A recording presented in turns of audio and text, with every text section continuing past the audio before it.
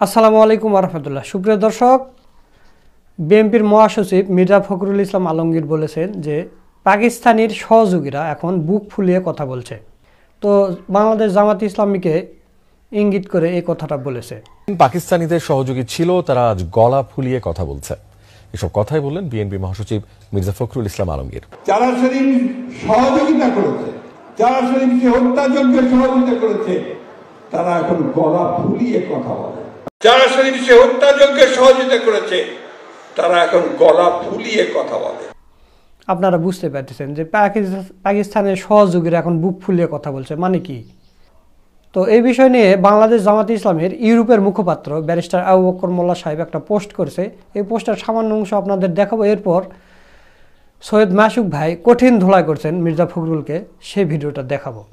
তো দর্শক, আপনারা এই পাশে দেখতে পাচ্ছেন ব্যারিস্টার আবু বকর মোল্লা সাহেব লিখেছেন, প্রসঙ্গ মির্জা ফখরুলের জামাতের বিরুদ্ধে ৭১ কাঠ খেলা। মির্জা ফখরুলকে বলতে চাই, ৭১ কাঠ খেলে হাসিনা দেশ ছেড়ে পালাতে বাধ্য হয়েছে। জামাত কিন্তু দেশেই আছে, বল তবিয়তে আলহামদুলিল্লাহ। আমরা কিন্তু বলতে চাই না আপনার বাবাও স্বাধীনতা বিরোধী ছিলেন। তো দর্শক, আপনারা জানেন যে চিহ্নিত রাজাকার ছিলেন এই মির্জা ফখরুলের আব্বা সাহেব। তিনি রাজাকারের সন্তান। মির্জা ফখরুল রাজাকারের সন্তান, এটা সবাই জানে। এটা মানে ইতিহাসেও লেখা আছে, আপনারা জানেন সবাই। কিন্তু তিনি এখন এসে কি করতেছে দেখেন। আমরা বলতে চাই না চাঁদাবাজি ও টেম্পু স্ট্যান্ডের কথা। আমরা বলতে চাই স্বাধীনতার পরে ৭৯ সালে যে নতুন জামাত বাংলাদেশ আমলে গঠিত হয়েছে, আমরা সেই জামাত করি এই স্বাধীন বাংলাদেশকে মেনে নিয়েই। আমরা জিজ্ঞাসা করতে চাই, আপনার নীতি কি সেটা সঙ্গে থাকলে সঙ্গী, না থাকলে জঙ্গি? আমরা জিজ্ঞাসা করতে চাই, জামাতের সাথে কি আপনারা একসাথে আন্দোলন সংগ্রাম করেননি? আমরা জিজ্ঞাসা করতে চাই, কোন বিবেকে আপনারা শাহ আজিজ খান সবুরের মতো স্বাধীনতা বিরোধীদেরকে বাংলাদেশের মন্ত্রী বানিয়ে এখন জামাতের বিরুদ্ধে ৭১ কাঠ খেলছেন? আমাদের কাছেও কি আরও অনেক কাঠ নেই? আপনারা আমাদের সেই সব কাঠ খেলতে বাধ্য করবেন না।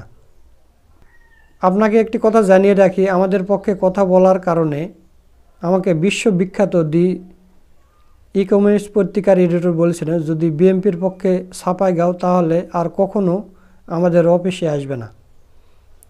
আপনারা এমন দুধে ধোয়া তুলসী পাতা। বিস্তারিত জানাবো যদি আপনি আরও কথা বলতে থাকেন। আমরা আপনাদেরকে সহযোদ্ধা বন্ধু সংগঠন মনে করি। সবাইকে নিয়ে আমরা দেশটি গড়তে চাই।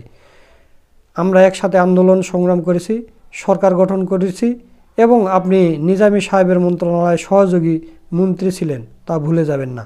জুলাই পরবর্তী নতুন বাংলাদেশে হাসিনার ৭১ কাঠ খেলবেন না দয়া করে। তো ব্যারিস্টার আবু বকর মোল্লা সাহেবের কথা কিন্তু খুবই স্পষ্ট এবং সুন্দর কথা বলেছেন, আপনারা শুনলেন।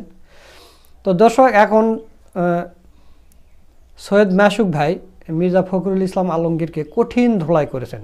আপনারা জানেন মির্জা ফখরুল ইসলাম আলমগীর দেশ স্বাধীনের পর থেকে কিন্তু তার মন খারাপ যে শেখ মুজিবুরের মূর্তি কেন ভাঙ্গা হলো। ৫ অগাস্ট ছাত্র জনতার অভ্যুত্থানে আওয়ামী লীগের পতনের পর রাজনৈতিক পট পরিবর্তনের মধ্য দিয়ে যাচ্ছে বাংলাদেশ। পরিবর্তিত এ অবস্থায় যেন আওয়ামী লীগের ঢাল হয়ে দাঁড়িয়েছে মির্জা ফখরুল ইসলাম আলমগীর। আমার খুব খারাপ লেগেছে যখন আমি দেখেছি বিজয় সরণির সামনে শেখ মুজিবুর রহমানের যে মূর্তিটা ছিল, দেখি অসংখ্য মানুষ সেই মূর্তিকে দড়ি বেঁধে টেনে হিঁচড়ে ফেলে। আওয়ামী লীগ সরকার বিগত বছরগুলোই বিএনপির ওপর নানান জুলুম নির্যাতন করলেও সেই দায়ে দলটিকে নিষিদ্ধের প্রশ্নেও নেতিবাচক মন্তব্য করেছেন তিনি। এটা তো আপনার আরেকটা চক্রান্ত শুরু হয়েছে, দেশে একটা অনিশ্চয়তা, ইনস্টেবিলিটি আবার শুরু করার জন্য এই ধরনের ঘটনাগুলো ঘটাচ্ছে, যেটা কোনো ইস্যু না সেগুলোকে ইস্যু তৈরি করা হচ্ছে। আওয়ামী লীগ নিষিদ্ধের বিপক্ষে অবস্থান নিয়ে মির্জা ফখরুল বলেন, রাজনৈতিক দলকে নিষিদ্ধ করার অধিকার জনগণের। প্রথম আলোর বিরুদ্ধে ধারাবাহিক দেশ বিরোধী, ইসলাম বিরোধী সুস্পষ্ট অভিযোগ থাকার পরেও তাদের বিচার চাওয়া কি গণমাধ্যমের উপর আক্রমণ? তারপরেও প্রথম আলোর সামনে জিয়াফতের গণতান্ত্রিক একটি কর্মসূচির আয়োজন করতে যাবার কারণে আলেমদেরকে বেধড়ক পেটানো হয়েছে। আর সেটাকে বিএনপির মহাসচিব মির্জা ফখরুল ইসলাম আলমগীর প্রথম আলোর উপর হামলা দাবি করে তীব্র নিন্দা জানিয়েছে। প্রথম আলো, ডেইলি স্টার সহ অন্যান্য সমস্ত পত্রিকাগুলোর উপর যে আক্রমণ শুরু হয়েছে, আমি তীব্রভাবে নিন্দা জানাচ্ছি। মির্জা ফখরুলের ওই দিনের বক্তব্যের সবচেয়ে ভয়ঙ্কর অংশ ছিল তিনি বলেছিলেন এই বাংলাদেশ নাকি তিনি 5 তারিখের আগে কখনোই দেখেননি। তার এই বক্তব্যে প্রমাণিত হয়েছে ইসলাম বিদ্বেষী ফখরুল আগেই ভালো ছিলেন, 5 তারিখের পর তিনি প্রচন্ড অস্বস্তি বোধ করছেন। তারপরে চুপ্পুকে সরানো যাবে না, তারপর সংবিধান বদল করা যাবে না। তার মানে কি জানেন, দেশ স্বাধীন হওয়াতে ফখরুলের খুব লস হয়েছে। ফখরুল আগে ভালো ছিল, আওয়ামী লীগ কামালে ফখরুল বেশি কামাইছে। তো এখন দেশ স্বাধীন হলে কি হয় না হয়, এই কারণে ফখরুলের মন খারাপ। আপনারা জানেন না, একের পর এক ফখরুল করতেছে। মানে এটা একটা বড় দলের নাকি মহাসচিব, তার কথাবার্তার ধরন দেখেছেন আপনারা। জামাতে ইসলামের সাথে দীর্ঘ বছর ধরে এরা জোটে ছিল, জামাতে ইসলামকে সাথে নিয়ে এরা সরকার গঠন করেছে, একসাথে মন্ত্রী হয়েছে, এক টেবিলে বসে খাবার খাইছে। এখন এসে যুদ্ধ অপরাধীর গন্ধ পাচ্ছে, 71-এর পাকিস্তানের সহযোগী। কেন পাকিস্তান থেকে এখন আলু পেঁয়াজ আসতেছে, ওগুলো খাতে লজ্জা করে না আপনার? সেগুলো খাচ্ছেন কেন? চিনি খাচ্ছেন কেন? ও আপনার ভারতের মায়ের বন্ধ হয়ে গেছে, গোমূত্রদের ওই পেঁয়াজ আলু আসা বন্ধ হয়ে গেছে, সেই জন্য মন খারাপ আপনার। তো প্রিয় দর্শক, চলুন মাসুক ভাই কিভাবে ধোলাই করছে সেই ভিডিওটা একটু দেখে আসি।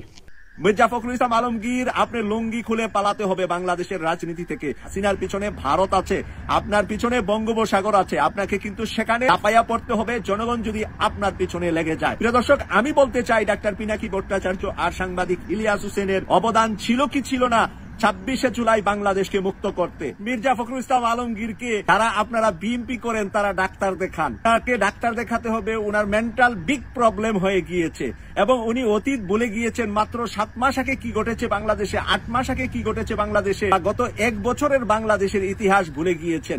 হঠাৎ উনার মেন্টাল সমস্যা দেখা দিয়েছে। কেন আমি বলছি মির্জা ফখরুল ইসলাম আলমগীরের মতো একজন বর্ষিয়ান রাজনীতিবিদের মেন্টাল সমস্যা দেখা দিয়েছে, এটা হাসিনার মতন উনারও বয়স হয়েছে। তাই হাসিনার বয়সের কারণে কিন্তু হাসিনা কোন কাজটা ভালো কোন কাজটা মন্দ সেটা বুঝতে পারতেন না। সেই কারণে হাসিনা শেষের দিকে যে অপরাধগুলা করেছে, এটা মানুষ সুস্থ মানুষের কাজ না, এটা একটা অসুস্থ মানুষের কাজ হাসিনা করেছে। আর আজকে মির্জা ফখরুল ইসলাম আলমগীর বাংলাদেশের রাজধানীতে একটা বক্তব্য দিয়েছেন, আর ওই বক্তব্যটা ঠিক হাসিনার মতন মেন্টাল প্রবলেমের একটা বক্তব্য দিয়েছেন। আমি মির্জা ফখরুল ইসলাম আলমগীরের এই বক্তব্যের তীব্র নিন্দা প্রতিবাদ জানাচ্ছি একজন অনলাইন সোশ্যাল অ্যাক্টিভিস্ট হিসাবে। উনি কি বলেছে আপনাদেরকে আমি ইত্তেফাক পত্রিকা থেকে শুধুমাত্র কয়েকটি লাইন পড়ে শোনাচ্ছি।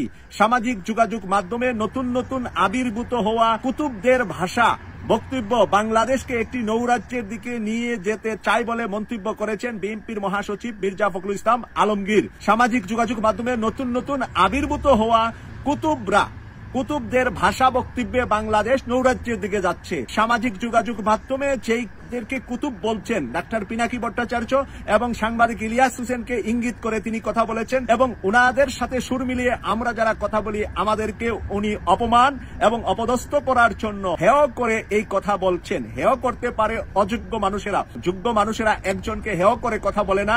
কথা বলার ভিতরে একটা মাধুর্যতা থাকবে, সম্মান থাকবে একে অপরের। মির্জা ফখরুল ইসলাম আলমগীরের হাতে উনি 3.5 হাত, আমার হাতে আমি 3.5 হাত, যার কারণে আমি মির্জা ফখরুল ইসলাম আলমগীরেরটা খাই না, পড়ি না। উনার রাজনৈতিক দলের কাছে আমি নমিনেশন প্রার্থী না, আমি উনার কাছে আটকে গিয়েছি বা আমি বাংলাদেশের অন্য কোন রাজনৈতিক দলের কাছে নমিনেশন চাচ্ছি আর তাদেরকে তেল মেরে কথা বলবো। যখনই সত্য কথাগুলা ডাক্তার পিনাকি ভট্টাচার্য সাংবাদিক ইলিয়াস হোসেন তুলে ধরছে, বাংলাদেশের বিভিন্ন জায়গায় বিএনপি এবং ছাত্র দলের 2 দিন আগে আমি দেখলাম একটি ছেলে 2 গ্রুপের সংঘর্ষে নিহত হয়েছে। প্রিয় দর্শক, বলেন এই পর্যন্ত গত 8 মাসে তারা নিজেদের ভিতরে নিজেরা সংঘর্ষ করে কতজন মারা গিয়েছে।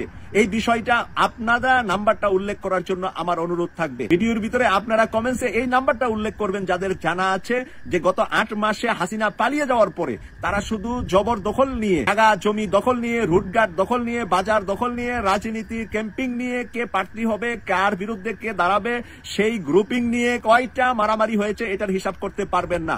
মারামারি হয়েছে হাজার হাজার, কিন্তু মারা গিয়েছে কয়েকজন এবং সেই কয়েকজনও একেবারে অল্প না, সংখ্যাটা অনেক বড়। তাহলে রাষ্ট্রীয় ক্ষমতা আসার আগে আপনার দলকে আপনি গুছাতে পারছেন না। আপনার দলের প্রধান নেতা বর্তমানে লন্ডনে অবস্থান করছে বেগম খালেদা জিয়া, তার বাড়ির সামনে থেকে বালুর ট্রাক আপনি সরাতে পারেন নাই। দীর্ঘদিন বেগম খালেদা জিয়া কারাগারে ছিল, আর আপনি হাসিনার টাকা খেয়ে দেশে বিদেশে ঘুরে বেরিয়েছিলেন। আপনাকে সিঙ্গাপুরে চিকিৎসার জন্য হাসিনা 22 লক্ষ বা 18 লক্ষ টাকা দিয়েছিল। মির্জা ফখরুল ইসলাম আলমগীর বিএনপির আর কোন নেতাকে চিকিৎসার জন্য হাসিনা টাকা দেয় নাই। মির্জা ফখরুল ইসলাম আলমগীর, আপনি কোন পারের কথা বলেন, কার কথা বলেন, কাকে নিয়ে আসতে চান নির্বাচনে, জনগণ পরিষ্কার বুঝতে পেরেছে। এই 8 মাসে আপনার চেহারা উন্মোচিত হয়েছে জাতির সামনে। এখন আপনি নামেছেন সোশ্যাল মিডিয়ার যোদ্ধাদের বিরুদ্ধে। মির্জা ফখরুল ইসলাম আলমগীর, আপনি লুঙ্গি খুলে পালাতে হবে বাংলাদেশের রাজনীতি থেকে যদি এই সোশ্যাল মিডিয়া আপনার পিছনে লেগে যায়। কারণ আমি আপনাকে বলি যে এই সোশ্যাল মিডিয়ার কারণে শেখ হাসিনা বাংলাদেশ থেকে পালিয়ে গিয়েছে। শেখ হাসিনার মতন স্বৈরাচার আপনি হতে পারবেন না, কারণ শেখ হাসিনা জঘন্য মাইন্ডের একজন নারী ছিলেন। এই ধরনের ক্রেজি নারী পৃথিবীতে কম জন্ম নেয়, এর মধ্যে হয়তো দীর্ঘ শত হাজার বছরে একজন জন্ম নেয়। আর সেই রকম হাসিনার মতো চরিত্রের অধিকারী আপনি হতে পারবেন না। আপনার পিছনে কেউ নাই, হাসিনার পিছনে ভারত আছে, আপনার পিছনে বঙ্গোপসাগর আছে। আপনাকে কিন্তু সেখানে লাফাইয়া পড়তে হবে জনগণ যদি আপনার পিছনে লেগে যায়। প্রিয় দর্শক, আমি বলতে চাই ডাক্তার পিনাকি ভট্টাচার্য আর সাংবাদিক ইলিয়াস হোসেনের অবদান ছিল কি ছিল না 26শে জুলাই বাংলাদেশকে মুক্ত করতে, 26শে জুলাই জনগণকে রাস্তায় নামাতে তাদের অবদান কতটুকু ছিল। আর সেই অবদান ওয়ালা ব্যক্তিদেরকে এইভাবে কুতুব বলা, কুতুবদের ভাষা বক্তব্য বাংলাদেশকে একটি নৌরাজ্যের দিকে নিয়ে যাচ্ছে। কুতুবদের ভাষা বক্তব্য এর আগে কিন্তু সেনা প্রধান ওয়াকারুজ্জামান ঘুরাইয়া ফিরাইয়া মিডিয়ার সোশ্যাল মিডিয়ার কথা বলেছেন। ওয়াকারুজ্জামান বলার শেষে কি হলো? শেষে হলো যে আওয়ামী লীগকে ফেরত এনে আওয়ামী লীগকে নির্বাচনের প্রস্তাব দিয়েছে, ঠান্ডা মাথায় দিয়েছে, হালকাভাবে দিয়েছে তো দেয় নাই তো সেটা তো অস্বীকার করে নাই সেনা প্রধান। কিন্তু আলোচনা হয়েছে, ওরা বসেছে, তাদেরকে প্রস্তাব দিয়েছে। প্রস্তাবটা সফটলি দিয়েছে না হার্ডলি দিয়েছে? সেখানে মির্জা ফখরুল ইসলাম আলমগীরও ছিল না, আমিও ছিলাম না, সেখানে হাসনাত আব্দুল্লাহ ছিল, সারজিদ আলম ছিল, আর সেনা প্রধান ছিল। হয়তোবা সেনা প্রধানের সাথে ঊর্ধ্বতন আর 2-1 জন সেনাবাহিনীর ঊর্ধ্বতন অফিসার ছিলেন। তাহলে ওই 4-5 জন মানুষের ভিত্তিতে সীমাবদ্ধ ছিল ওই কথাগুলা। তাহলে সারজিদ বা হাসনাত বা সেনা প্রধান যা বলেছে, তাহলে যাহা বলেছে কিছু না কিছু ঘটেছে, তাই তো রটেছে, কিছুটা কিছু ঘটেছে বলেই তাহা রটেছে। নতুবা হাসনাত আব্দুল্লাহর এত বড় সাহস হয় কিভাবে সেনা প্রধান আওয়ামী লীগকে ফিরিয়ে এনে আওয়ামী লীগকে রিফর্ম করে নতুন ভাবে আওয়ামী লীগকে সাজানোর জন্য তাদের কাছে প্রস্তাব দেওয়া? এই গাদ্দারি কি সেনাবাহিনীর প্রধান করেন নাই? করেছেন, কিন্তু করে আবার তিনি গতকালের বক্তব্যের ভিতরে ফিরত এসেছেন, দেশপ্রেমী হওয়ার চেষ্টা করছেন। সেনাবাহিনীর সদস্যদেরকে তিনি বলেছেন যে দেশের স্বার্থে, দেশের মঙ্গলে সবাই যেন ঐক্যবদ্ধ থাকে। ওয়াকারুজ্জামান ভালো করে জানে ওনার পিছনে যারা চাকরি করছে সেনাবাহিনীতে, এর 95% সেনাবাহিনী দেশপ্রেমী।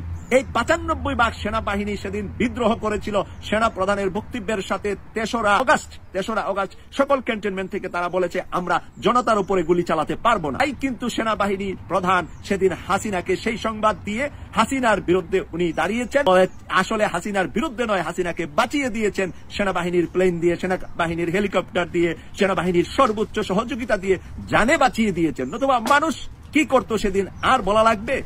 স্পিকার কোথায় পালিয়ে ছিল? সংসদ ভবনের কোন রুমে পালিয়েছিল? কে লুকিয়ে রেখেছিলেন স্পিকার শিরিন শারমিনকে?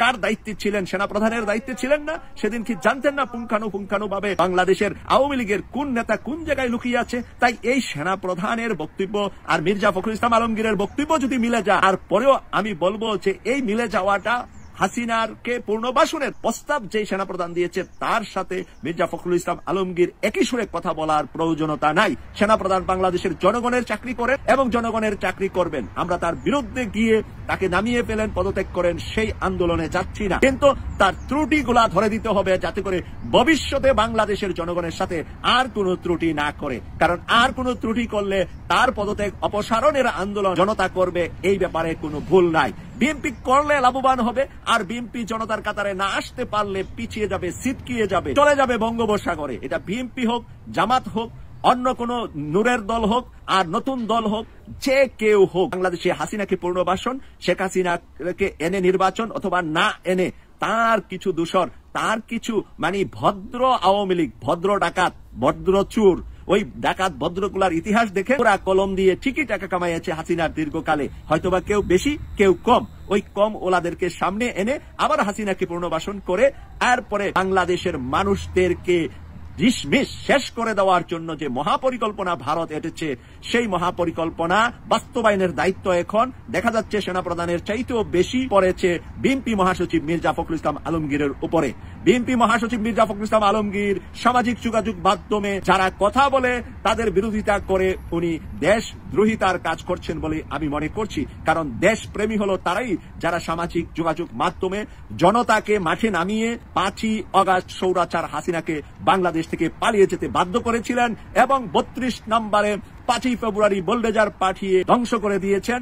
এখন যদি মির্জা ফখরুল ইসলাম আলমগীর 32-এর জন্য কান্নাকাটি করেন, হাসিনার প্রেতাত্মার জন্য কান্নাকাটি করেন, বাংলাদেশের মানুষ সেই মির্জা ফখরুল ইসলাম আলমগীরকে আগামী কয়েক দিনের ভিতরে বিএনপির মহাসচিবের পদ থেকে নামানোর জন্য বিএনপির নেতাকর্মীরা আন্দোলন করবে। কারণ বিএনপির নেতাকর্মীদেরকে আমরা সাপোর্ট দিয়েছি, বিএনপির নেতাকর্মীরা আমাদের সাথে ছিল। রাতে তারা ধান খেতে ঘুমিয়েছে, মির্জা ফখরুল ইসলাম আলমগীর একদিন ঘরের বাইরে ঘুমাইতে হয় নাই, ওরা ধান খেতে মশারি টাঙ্গিয়ে ঘুমিয়েছে, ওখান থেকে আমাদের সাথে লাইভ করেছে, আমাদের সাথে কথা বলেছে, আমরা তাদের বক্তব্য তুলে ধরেছি। মির্জা ফখরুল ইসলাম আলমগীর আরাম আয়েশী ছিলেন, আর শ্বশুরবাড়ি জামাই যাওয়ার মতো মাঝে মাঝে কিছুদিন গিয়ে ওনাকে জেলখানায় রাখা হয়েছে আরামায় এসে, যে আপনি এখন নিরাপদে থাকেন, অথবা আপনার দলের লোকই আপনাকে খারাপ বলবে, তাই জেলে থেকে আপনি একটু সুনাম অর্জন করে আবার সময় মতো আপনাকে মাঠে ছেড়ে দেওয়া হবে। তাই ঠিকই মাঠে ছেড়ে দিয়েছেন এবং বর্তমানে উনি মাঠের ভিতরে আওয়ামী লীগের জন্য চাষবাস করছেন। বিএনপি খাবে আলু আর আওয়ামী লীগ খাবে আলুর ভর্তা। সেই পরিকল্পনা বাংলার মাটিতে বাস্তবায়ন হবে না, এই প্রত্যাশা রেখে আমি আমার বিশ্লেষণটা এখানে শেষ করছি। আমার পক্ষে বিপক্ষে দুনো দিকেই মতামত দেওয়ার অধিকার আছে আমার প্রিয় দর্শকদের। আপনারা কমেন্টস করে লিখবেন আমার ভুলটা কোথায়, আমি শুধরিয়ে প্রয়োজনে আবার ভিডিও। দর্শক, আপনারা মাসুক ভাইয়ের ভিডিওটা দেখলেন, তো সব মিলে আজকের এই ভিডিওটা আপনাদের কাছে কেমন লেগেছে তা অবশ্যই কমেন্ট করে জানিয়ে দেবেন, এবং মির্জা ফখরুল সম্পর্কে আপনাদের ধারণা কি সেটাও কিন্তু কমেন্ট করে জানিয়ে দেবেন। একথা বলে আজকের ভিডিও এখানে শেষ করছি। ভিডিওটা ভালো লাগলে অবশ্যই শেয়ার করবেন। সকলকে ধন্যবাদ। আসসালামু আলাইকুম ওয়া রাহমাতুল্লাহ।